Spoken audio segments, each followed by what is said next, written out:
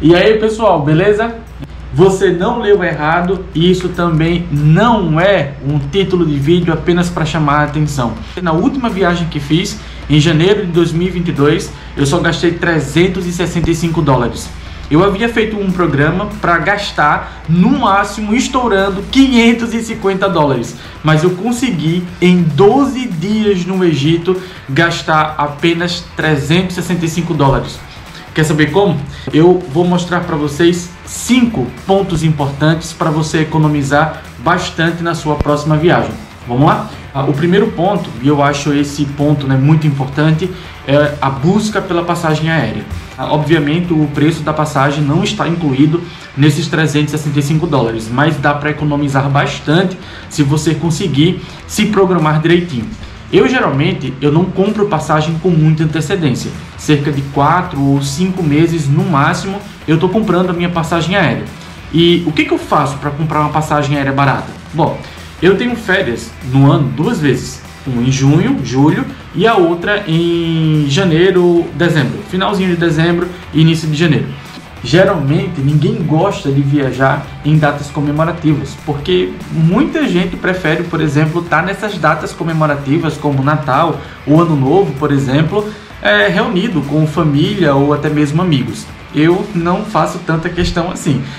Todo dia para mim, por exemplo, é uma dádiva divina, e eu acho que todo dia a gente precisa viver ele bem, independente de datas comemorativas. Nessa última viagem que fiz, eu comemorei o início de um novo ano, 2022, dentro do avião, e foi uma experiência incrível, Então eu comprei uma passagem para o dia 31/12 e só iria chegar no Cairo, por exemplo, no dia 2 de janeiro. Então assim, foi uma passagem que eu comprei muito barata. Eu acho que eu encontrei ela por R$2.500 viajando pela Emirates. Então, como é que eu faço para encontrar, por exemplo, uma passagem barata? Eu utilizo um aplicativo do Google chamado Google Voos. Então você pode fazer isso pelo próprio navegador da internet. Você digita Google Voos, utiliza um navegador anônimo para pesquisar os seus voos, como você consegue observar aqui. E eu vou observando, Então geralmente eu coloco uma meta, sei lá, de em 30 dias comprar passagem. Então todos os dias eu vou lá, vejo como é que está a simulação dos valores, vejo se está aumentando ou se está diminuindo. Se os preços estiverem aumentando, não se preocupe. Lembre que você está comprando uma passagem com 5 meses ou 4 meses de antecedência. Então é natural que isso aconteça. Mas depois a empresa aérea vai ofertar novos assentos e os preços vão continuar sendo baixos novamente. Então eu geralmente utilizo um intervalo de 30 dias para avaliar esses preços e verificar o quanto eu devo pagar por uma passagem.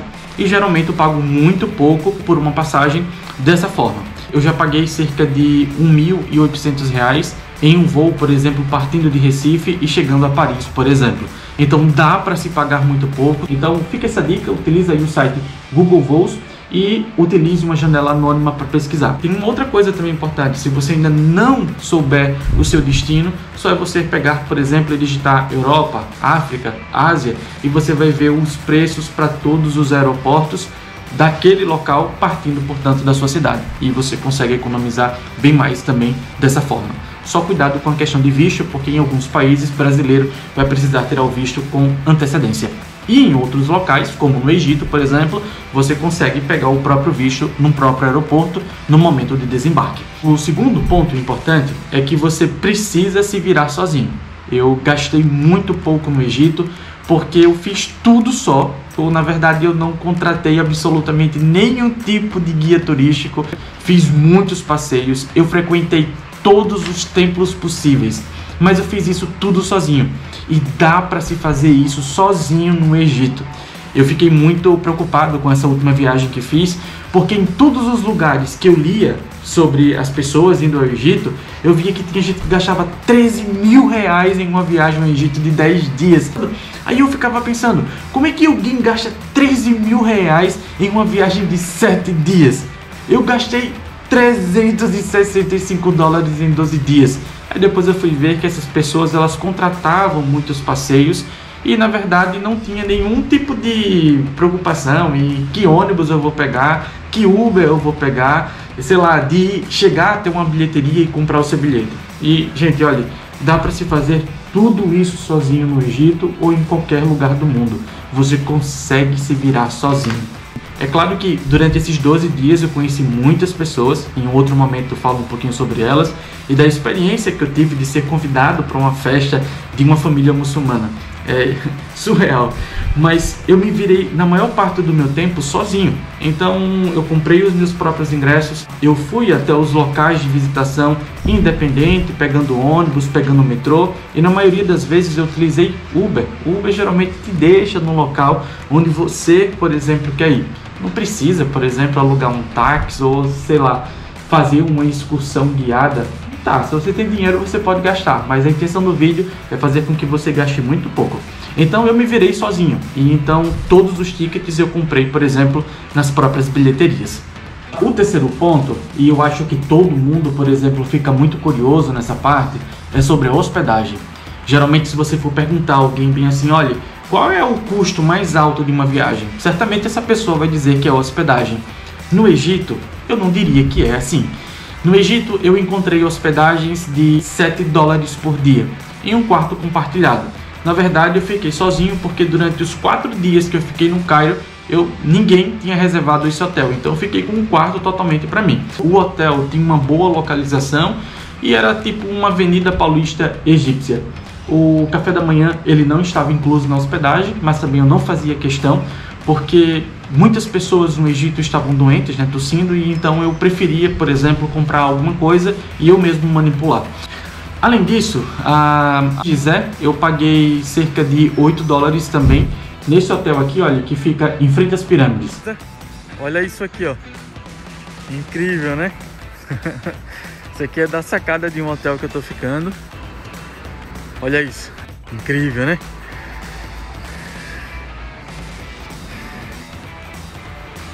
Legal, né? À noite você precisa ver o show de luzes que sai dessa região. Além disso, em Luxor foi onde eu gastei um pouco mais. Eu gastei cerca de $10 por dia, mais impostos. Ficou geralmente $12 por dia.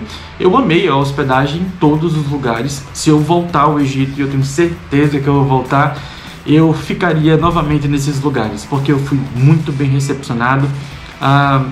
Não sei, eu tenho um pedaço do Egito dentro do meu coração. Então, procure hospedagem muito bem. Eu utilizei o Booking para todas as minhas hospedagens, mas aconteceu, por exemplo, de eu querer ficar mais dias em um determinado local e eu contratei boca a boca com a própria pessoa que estava na própria recepção.